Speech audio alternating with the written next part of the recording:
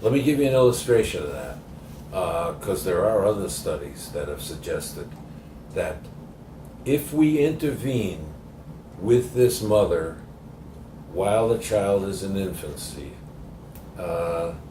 and teach the mother to stimulate and then to be able to respond. You ask, what do you mean by responding? They just responding.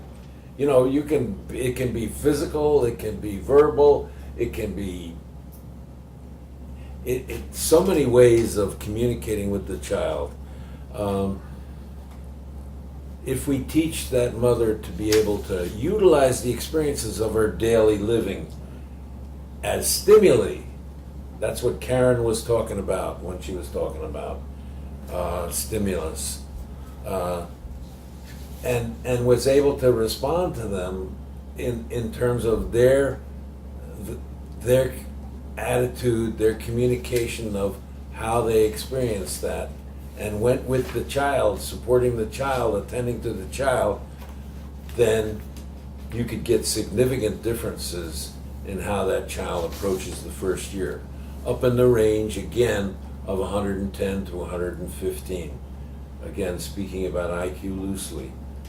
If you leave the mother alone in the control group, you leave the child alone and allow the child to experience whatever it is. We haven't identified fully what the set of conditions are psychologically.